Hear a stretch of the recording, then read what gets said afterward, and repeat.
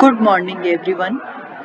BA प्रथम वर्ष के विद्यार्थियों, हमने संस्कारों की पृष्ठभूमि पिछले वीडियो में देखी थी।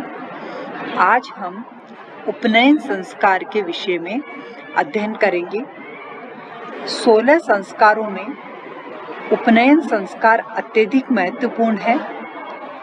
अन्य जो संस्कार है वह अप्रत्यक्ष रूप से मानव के सांस्कृतिक विकास में योग देते हैं, किंतु उपनयन संस्कार उस प्रकार का नहीं है। यह प्रत्यक्ष रूप से मानव को सांस्कृतिक क्षेत्र में प्रविष्ट कर देता है। उपनयन का अगर हम शाब्दिक अर्थ देखें तो उप का अर्थ है समीप तथा नयन का अर्थ है ले जाना, अर्थात समीप ले जाना। यह वह संस्कार है जिसके द्वारा बालक को शिक्षा के लिए गुरु के समीप ले जाया जाता था। महर्षि दयानंद सरस्वती ने इस विषय में लिखा है कि गुरु वह है जो वेदों के शब्द, अर्थ संबंधी क्रिया को जाने, अत्यंत प्रेम से सभी को विद्या देवे, परोपकारी हो, तन मन धन से सबका सुख बढ़ाने में तत्पर हो, सत्य दृष्टा हो, धर्मात्मा हो और जितेंद्रिय हो। आचार्य को वेद में निष्ठावान, धर्मज्ञ, कुलीन और पवित्र होना चाहिए। जो सत्यवादी है उसी के चरणों में बैठकर, उसी के ज्ञान गर्भ में प्रविष्ट होकर, उसी के आचार धन को ग्रहण करके शिष्य सुसंस्कृत बन जाता है। उपनयन के लिए यज्ञोपवीत शब्द का भी प्रचलन हुआ है, जिसका अर्थ है यज्ञ का उपवीत। प्राचीन भारतीय समाज में उपनयन संस्कार का सर्वाधिक महत्व है।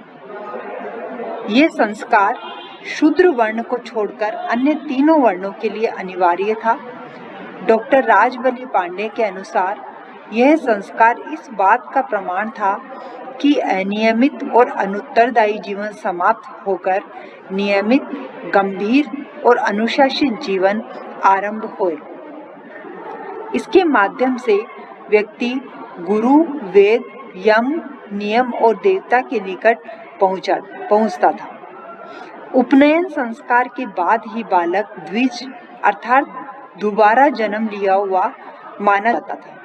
वह शूद्र समझा जाता था और समाज के बाहर का माना जाता था, किंतु यह संस्कार संपादित हो जाने पर वह द्विज नाम से अभिहित होता था। उपनयन संस्कार की विधि को अगर देखते हैं तो उपनयन संस्कार के लिए आयु और समय भिन्न भिन्न था। ग्रह्य सूत्रकारों ने ब्राह्मण के बालक का अष्टम वर्ष की आयु में और बसंत ऋतु में, क्षत्रिय बालक के लिए जन्म से 11वें वर्ष में तथा ग्रीष्म ऋतु में और वैश्य बालक का 12वें वर्ष में तथा शरद ऋतु में यज्ञोपवीत करना लिखा है। महाभारत काल में ब्राह्मण परिवार में यह संस्कार प्राय बालक के 8वें वर्ष में किया जाता था। यह संस्कार संपन्न करते समय बालक को यज्ञोपवीत धारण करने के लिए दिया जाता था। यज्ञोपवीत भी मनु ने लिखा है कि वर्णों के हिसाब से अलग अलग था। ब्राह्मण जो यज्ञोपवीत धारण करता था वह कपास का होता था, क्षत्रिय जो धारण करता था वह सन का होता था और वैश्य जो धारण किया हुआ होता था वह ऊन का बना हुआ यज्ञोपवीत होता था। यज्ञोपवीत की जो लड़ियां हैं वो सत्य, रज और तम गुणों की प्रधानता थी और ये तीनों धागे उसे ऋषि ऋण, देव ऋण और पितृ ऋण का स्मरण दिलाते थे। जिस दिन बालक का यज्ञोपवीत करना होता था उससे 3 दिन अथवा 1 दिन पूर्व बालक को व्रत रखना पड़ता था। इसके अलावा वेद की प्रतिष्ठा वेदज्ञों और वेदाधिकारियों से थी। यज्ञोपवीत समग्र रूप से इन अर्थों को समाविष्ट करता था। ये यज्ञोपवीत परम पवित्र है और प्रजापति के सम्मुख तुम्हें सहज भाव से पहुंचाने वाला है, ऐसा बालक को कहा जाता था।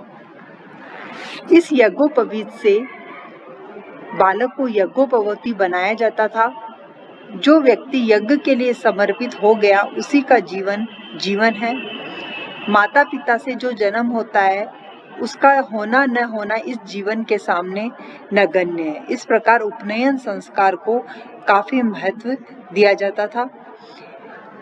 इस संस्कार में सूर्य का दर्शन भी कराया जाता था और कहा जाता था कि हे देव सविता, यह बालक तेरा ही ब्रह्मचारी है, तू इसकी रक्षा कर। उपनयन का कार्य संपन्न होने पर आचार्य और विद्यार्थी परस्पर हृदय का स्पर्श करके अपनत्व का परिचय देते थे। इस संस्कार में अश्मारोहण यानी प्रस्तर खंड पर आरूढ़ होना और हस्त ग्रहण, आचार्य द्वारा बालक को अपना शिष्य स्वीकार करना के पश्चात आचार्य शिष्य को सावित्री मंत्र के साथ उपदेश देता था। उपनयन की विधि समाप्त होने पर ब्रह्मचारी को संयम का जीवन व्यतीत करना पड़ता था। वह भूमि पर शयन करता था, क्षार रहित भोजन करता था, मांस और मद्य से पृथक रहता था और दिन का शयन भी उसके लिए वर्जित था। आचार्य ब्रह्मचारी को अपने समीप रखकर जिस व्रत से दीक्षित करता था वह मानो शिष्य के लिए एक वरदान था। ब्रह्मचारी 3 रात्रियों तक आचार्य के उदर में रहता है, ऐसा कहा जाता था। उपनयन के संबंध में अल-बेरूनी, जो मध्यकालीन इतिहासकार है, उसने लिखा है कि जब आचार्य शिष्य को शिक्षा देने, उसे उसके कर्तव्य सिखलाने, उन पर स्थिर रहने तथा जीवन पर्यंत उन पर चलने के लिए निर्देशित करने आते हैं, तब वे उसकी कमर में सूत्र बांधते हैं और उसे यज्ञोपवीत का एक जोड़ा अर्थात 9 इकहरे तंतुओं से इकट्ठी बटी हुई मजबूत डोरी से निर्मित यज्ञोपवीत देते हैं। ये यज्ञोपवीत पहनने पर बाएं कंधे से नीचे तक जाता था। इस प्रकार अल-बेरूनी ने भी इस तथ्य की पुष्टि की है। उपनयन संस्कार का जो मुख्य प्रयोजन था कि बालक को आचार्य के पास ले जाना और संस्कार की संपन्नता के बाद आचार्य के सानिध्य में विद्या अध्ययन करना। उपनयन में ब्रह्मचारी को यज्ञ अथवा वेद के रक्षक बनने की भी प्रेरणा मिलती थी। जैसा हम रामायण महाभारत इनमें देखते हैं कि शिष्य अपने गुरु के पास में आश्रम में कई तरह के जो अनिष्ट कार्य है उनको समाप्त करता है तथा आश्रम की रक्षा करने का कार्य भी उसी शिष्य के पास में होता है। विष्णु पुराण में लिखा है कि राजा सगर को उसके उपनयन संस्कार के बाद ही औरव ने वेदाध्ययन करवाया था। ब्रह्मांड पुराण में भी लिखा है कि शिवदत्त ने अपने पुत्रों का यज्ञोपवीत संपन्न करने के पश्चात ही उन्हें वेदा अध्ययन करवाया था।